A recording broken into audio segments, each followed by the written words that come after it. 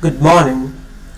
In the last lecture, we have discussed about the amplitude modulated wave, and we have seen that an amplitude modulated wave actually consisting of three frequencies. One is the carrier frequency itself, and two sideband frequencies, the upper sideband frequency and lower sideband frequency.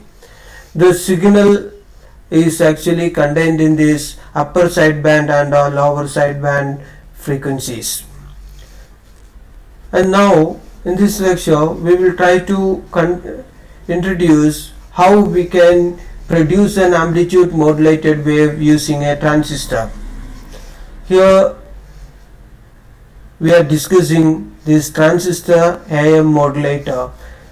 A transistor AM modulator is a circuit which produces or which does the amplitude modulations. So the circuit which produces amplitude modulated wave is called a AM modulator. Here this diagram represents a amplitude modulated wave. Here you can see that it is the circuit of a common emitter transistor amplifier. Here the input of the signal is the carrier wave itself, so that you can see here the input is the carrier wave with the high frequency. The signal which is to be transmitted from the broadcasting station to the distant receiver is the signal which is connected or applied in the emitter resistance that you can see here. So this is the signal which we want to transmit from the broadcasting station, and this signal voltage or signal wave and this high frequency carrier wave has to be modulated to transmit, and we will get the output wave like this. So let's briefly discuss how this is done by this circuit, or how the modulation is done by this circuit. If there is no signal source applied in the emitter resistance, the circuit is exactly like a common emitter transistor amplifier. Here the resistances R1, R2 and RE forms the biasing and stabilization networks, and RC is the collector resistance across which the output is taken. The capacitors C bypasses the emitter voltage, and the capacitor C also forms a DC isolation between the signal source or the here it is the carrier wave source and the biasing circuit of this amplifier. And I am not going to explain all those things again. So when a sinusoidal function or a wave is applied or a voltage is applied in the input, that is in the base of the circuit, here it is the carrier wave, it will be amplified and obtained across the load resistance RL. Suppose the circuit has an amplification of, let's say, AV is the amplification of this wave or of this circuit. Now if we connect a signal source with certain voltage given by ES in the emitter resistance, then this voltage will change the biasing conditions of this transistor. Once the biasing conditions of the transistor has been changed, then we know that it will change the voltage gain of the transistor. So the voltage gain of this amplifier circuit is changing in accordance with the amplitude of the signal which is to be transmitted. That means when the signal voltage starts to increase from 0 to the positive maximum, the gain of this transistor amplifier circuit will increase, and when it starts to decrease, that is the signal voltage starts to decrease, then the gain of this transistor amplifier will decrease. So the gain of this transistor amplifier actually depends upon the amplitude of the signal, or we can say that since the gain of the amplifier circuit varies in accordance with the signal voltage, then we can say that the carrier voltage amplification, or the extent to which the carrier voltage is amplified, will be depending upon the signal voltage. So we can say that this output will be, when the signal starts to increase, the gain starts to increase, so the amplitude of this carrier wave will increase. So, and when it reaches the positive, when the signal reaches the positive maximum, then the carrier wave will be having the maximum amplitude, and when the signal voltage starts to decrease from the maximum to zero, the carrier amplitude will start to decrease from the maximum to the minimum value, and this cycle is repeated again and again. So we will have a output voltage shown by this circuit, or this one. So this is the way an transistor amplifier will produce an amplitude modulated wave. So the here what we have to remember is that the amplitude modulation is brought in the carrier wave is brought about by the variation in the gain of the transistor amplifier, and which is introduced by the signal voltage variations, and this signal voltage is applied in the emitter circuit, so that the gain of the transistor amplifier changes in accordance with the signal amplitude, so which in turn will change the amplified output of the carrier wave. So this is the way we can produce an amplitude modulated wave. Now, if we consider the power in the amplitude modulated wave,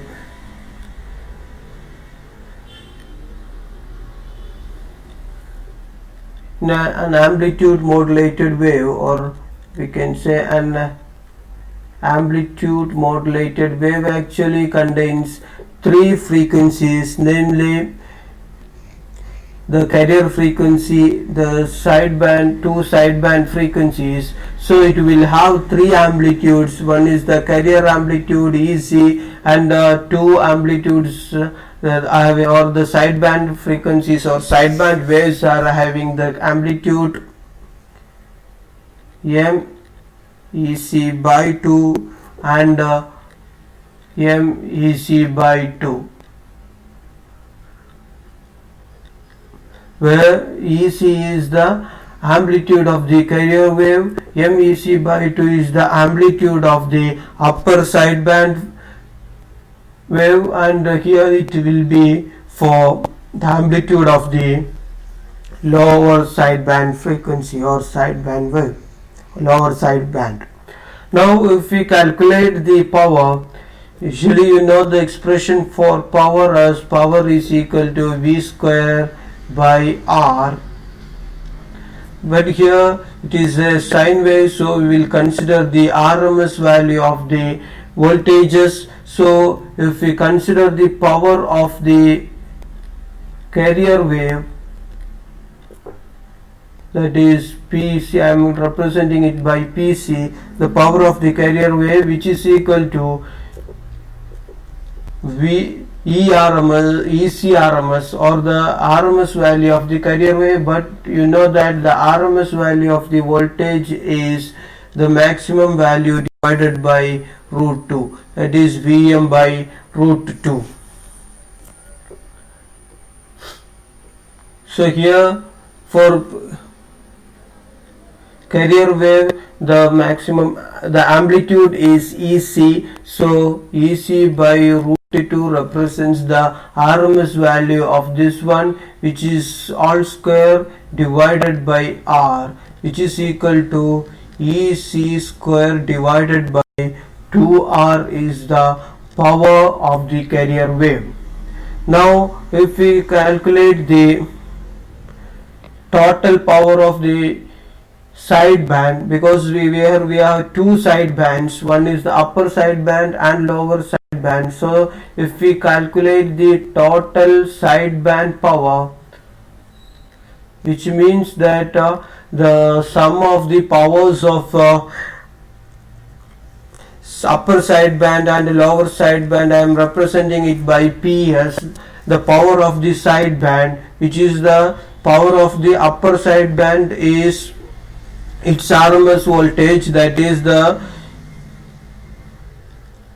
MEC by 2 into root 2, so that is the RMS value square divided by R, plus for suppose this is for lower, the first term is for lower side band, then for upper side band the amplitude is MEC by 2, so its RMS value will be into root 2, or MEC by 2 into root 2 whole square divided by R, which is equal to, if we calculate it, we will get M square EC square divided by, it is 4R.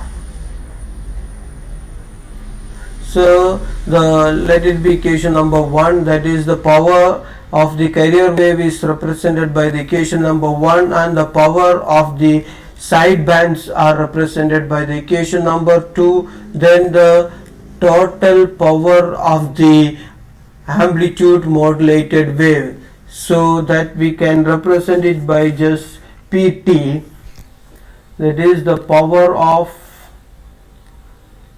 amplitude modulated wave. The amplitude modulated wave actually consisting of the carrier wave as well as two side bands, so it will be the sum of the powers of the carrier wave and side band waves. So we can represent it by amplitude modulated wave. The power of the amplitude modulated wave is given by Pt is equal to Pc plus Ps, which is equal to Ec square divided by 2R plus M square Ec square divided by 4R, which I can represent as EC square by 2R is a common factor, we can take it outside, so what remains is 1 plus M square by 2. This will represent the total power, let it be equation number 3. So this is the expression for the total power in an amplitude modulated wave. Now let's calculate the fraction of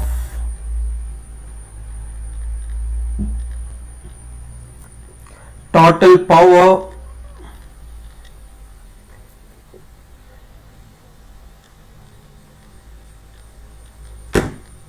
carried by the side bands,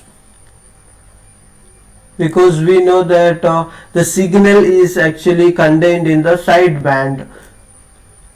Actually signal is contained in the side band. We are interested in the signal only, we are not interested on the carrier wave, because our information is in the signal wave. So we have to consider the power of, or we are interested in the power of the signal only. The signal is actually contained in the side bands, so we will calculate this fraction of total power carried by the side band, so which is given by actually the side band power divided by the total power will give us the fraction of the total power carried by the side band, which actually obtained by dividing the equation number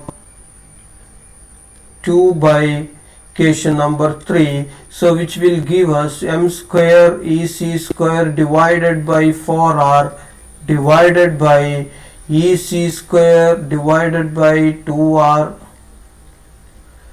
into 1 plus m square by 2. So EC square by 2R and EC square by 2R will cancel. So in the numerator we will have m square by 2, and in the denominator we will have 2 plus m square by 2. So what remains is m square by 2 into 1 plus m square by 2. So if we take these two as common factor, then it is 2 plus m square by 2. 2 will cancel. What remains is m square divided by 2 plus m square. So this is the fraction of the total power carried by the sideband. The interesting thing is that the total power carried by the sidebands actually depends on m only. The m here, this m is called modulation factor that we have discussed while discussing the amplitude modulation. So modulation, the power of the fraction of the power carried by the sideband actually depends only on the modulation factor. Now depending upon the modulation factor we will get different fractions of power. Suppose for better understanding, let's consider some particular numerical values for this modulation factor. We know that the modulation factor is equal to 0, means no signal is carried or the signal is equal to 0. In that case the modulation factor is equal to 0. Then the power carried by the sidebands is equal to 0. So no power is carried, that means no signal is there, that is not interested. We are now, if we consider another value, m is equal to, let's say, 0.5, then in this case the power carried by the sidebands is equal to m square. It is m square by 2 plus m square, that is 0.5 square divided by 2 plus 0.5 square, which is equal to, if you do this calculation, it will obtain us 0.111, that is 11.1 percentage of total power. So the power of the sideband in an amplitude modulated wave is only 11.1 percentage if the power factor is 0.5. Now if we consider the another value for this power factor, that is, if you consider the power factor m to be 1, that is the maximum value allowed for the power factor for the uninterrupted signal transmission, then m is equal to 1, then power carried by the sideband is m square, that is 1 square divided by 2 plus 1 square, it is 1 by 3, which we will get it as 33.3 percentage. So the maximum power, this is the maximum allowed power of a sideband in a total power, or the fraction of the sideband power in total power, or in the amplitude modulated wave. So this is the when modulation factor is the maximum value for the allowed or uninterrupted signal transmission, then the power is only 33.3%. That actually gives the efficiency of the amplitude modulation, that is, it is only around 33.3%. So this is the importance of this power of amplitude modulated wave. So we can say that in an amplitude modulated wave we will have sideband power and carrier power. If we consider the sideband power, the sideband power actually gives the power of the signal, because power band is the sidebands contains the signal. So we have seen that the power carried by the sideband actually depends upon the modulation factor. Then let's discuss, or let's see a relation between this power of the sideband PES and the power of the carrier PC. From the equation number 1, we know that the power of the carrier wave is given by EC, or power carried by the carrier is EC square by 2R, and the power of the sideband is given by EC square M square EC square divided by 4R. Now if we divide these two equations, that is PS by PC, which is equal to M square EC square divided by 4R divided by EC square divided by 2R. So EC square and EC square get cancels, R and R cancels, 2 and 4 we will have 2 here, so it is M square by 2. So from this equation we will get the power of the sideband is given by M square by 2 into PC, the power of the carrier wave. This is the relation between the power carried by the sideband and carrier waves. So now let's see what are the limitations of an amplitude modulated wave. So at the end of this discussion of this amplitude modulated wave, we will discuss about the limitation of amplitude modulated wave. So to discuss it, I'm just qualitatively telling this or introducing these limitations of the amplitude modulated wave. The first one is the noisy reception, that is the amplitude modulated wave will have a greater noise when you are comparing with the frequency modulated wave, that you can feel in experience, or in day-to-day life you may be having radios in your hand, and when you switch from the AM to FM mode, you can see that FM is having less noise, and if you change from the FM mode to AM, we will hear the great noises. This is due to every voice or the music or the sound produced by any instrument will consisting of some noises, and this noise will have its electrical amplitude disturbances. As a radio receiver cannot distinguish between the amplitude variations or variations that represent noise and those that contain the desired signal, therefore the reception is generally noisy. The reason is that usually all sound waves will have some noises, so it is having an amplitude.